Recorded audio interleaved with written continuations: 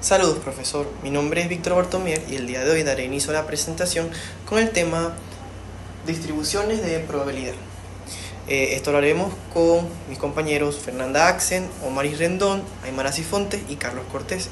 Esto es orientado al campo de la inferencia. En ingeniería de sistemas trabajamos constantemente con entornos no deterministas, tiempos de respuesta de un servidor, tráfico en red, llegada también de peticiones a una API, fallos en componentes de hardware. Como no podemos predecir con absoluta certeza estos eventos, la inferencia nos permite construir modelos matemáticos para tomar decisiones optimizadas, bajo condiciones de incertidumbre usualmente. Para formalizar estos modelos de datos necesitamos entender tres pilares fundamentales: el experimento aleatorio, la variable aleatoria y la distribución de probabilidad. Vamos a ver algunos conceptos formales y aplicaciones al sistema. Podemos empezar con el experimento aleatorio. En estadística, en cualquier proceso cuyo resultado no se puede determinar de forma exacta antes de su ejecución, aunque sí conozcamos el conjunto de todos sus resultados posibles, o sea, el espacio muestral.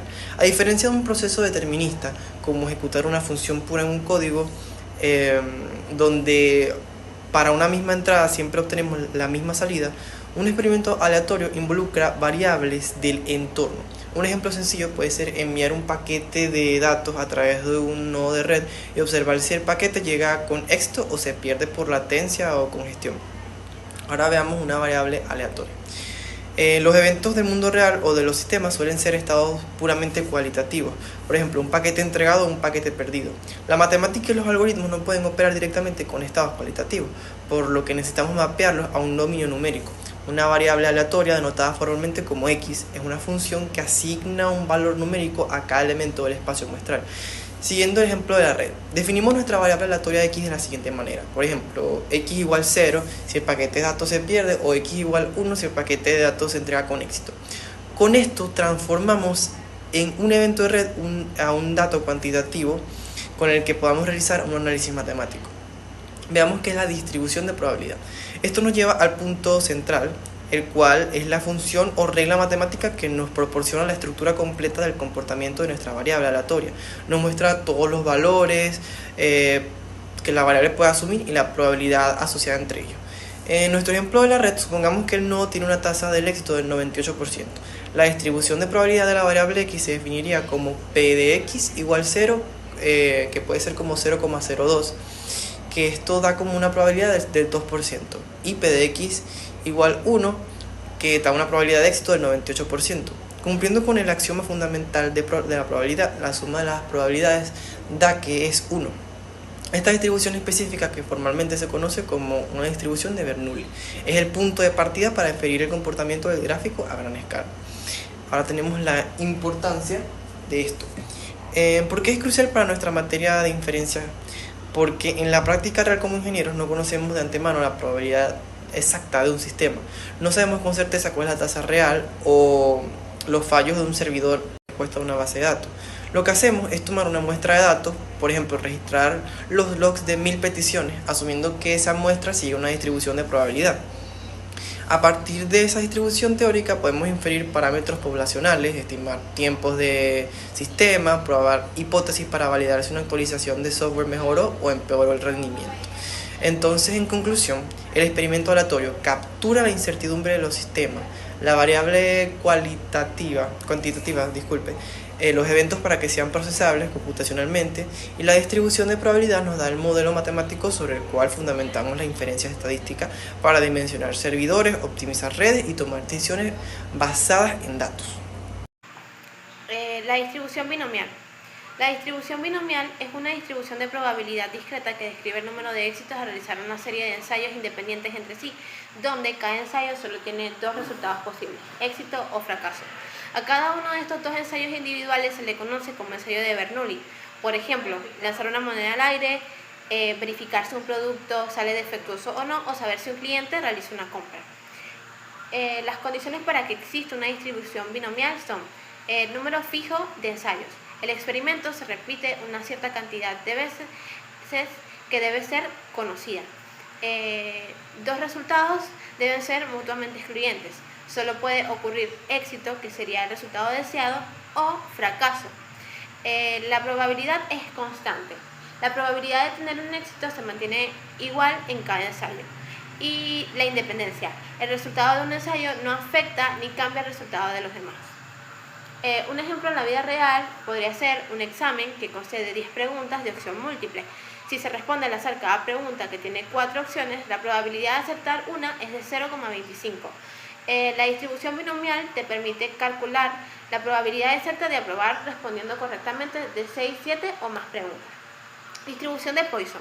La distribución de Poisson es una distribución de probabilidad discreta que modela el número de veces que ocurre un evento indeterminado dentro de un intervalo continuo determinado, que puede ser tiempo, distancia, área, volumen, entre otros. A diferencia de la binomial, no hay un número fijo de ensayos, sino una tasa promedio de ocurrencia en un marco de referencia. Las condiciones para que exista una distribución de Poisson son un conteo de intervalo continuo.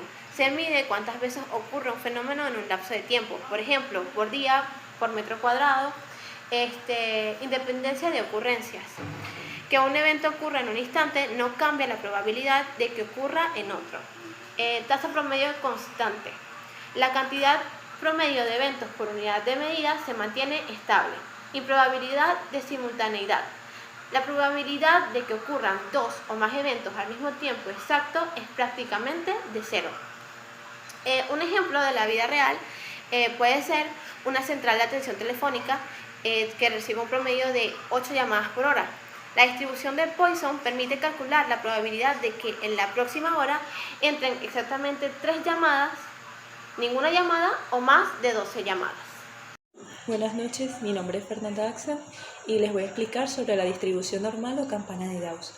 Para empezar, tenemos que las variables continuas son aquellas que provienen de un proceso de medición, a diferencia de las variables discretas que son para contar. Esto significa que puede tomar cualquier valor con decimales dentro de un rango determinado. Ahora, la distribución normal o campana de Gauss. Cuando recopilas datos de una variable continua, una población grande y los gráficos en un historial de frecuencias, casi siempre aparece la misma forma distinta, una curva con forma de campana conocida como la distribución normal o campana de Gauss. En la distribución más importante de toda la estadística, por una razón fundamental, la mayoría de los fenómenos naturales, sociales y científicos se comportan bajo de este patrón. ¿Por qué es tan relevante su estructura? Tenemos que la simetría respecto al centro. La línea central marca la media. En este punto exacto coincide la media, la mediana y la muda. Si cortas la campana a la mitad, el lado izquierdo es un reflejo exacto del lado derecho. Luego tenemos la concentración de datos. La mayor parte de las observaciones se agrupan de forma natural alrededor del centro, a medida que te alejas hacia los extremos, valores muy altos, así sean valores muy altos o muy bajos. Las probabilidades se caen drásticamente. Por último, tenemos la regla empírica, que sería 68, 95 y 99.7. El 68% de los datos se encuentra a una desviación estándar de la media. El 95.4% más o menos se encuentra a 2 desviaciones estándares y el 99% está dentro de las 3 desviaciones estándares. Un ejemplo de esto en la vida real podría ser la estatura o peso de una población. Vamos a suponer que en una ciudad la mayoría de los adultos mide dentro del promedio, por ejemplo entre 1,65, 1,70, 1,75. Digamos que hay muy pocas personas extremadamente altas, o sea, más arriba del 1,75, o muy bajas, más abajo del 1,65 o 1,60 más o menos. Entonces, unos errores de medición en el laboratorio sería, supongamos que tenemos 1000 personas, tenemos 1000 muestras con los datos sobre su peso y estatura, y la mayoría de los ensayos se supone que deberían dar datos muy cercanos, muy reales, que sería entre 1,65 y 1,75, que sería el campo de medición entre la ciudad. Entonces, algunos pequeños errores de calibración, puede existir errores de calibración o fluctuaciones ambientales, que se distribuye simétricamente alrededor de la media. Parámetros clave, media y varianza. ¿Cómo se resume y analiza una distribución? Para entender una distribución no necesitamos ver todos sus datos, basta con dos medidas fundamentales. Esperanza o media, representada con la letra mu, indica dónde se encuentra el centro de la distribución, o sea, el valor promedio esperado, y la varianza y desviación estándar, sigma, mide qué tan dispersos o alejados están los datos respecto a ese centro. Por ejemplo, 2 paquetes de galletas pueden pesar en promedio 100 gramos, o sea, mu igual a 100 gramos, pero uno tiene galletas muy desiguales, es decir, alta varianza, y el otro tiene galletas casi idénticas, baja varianza. Uso práctico e importancia. ¿Qué impacto puede llegar a tener en el mundo profesional?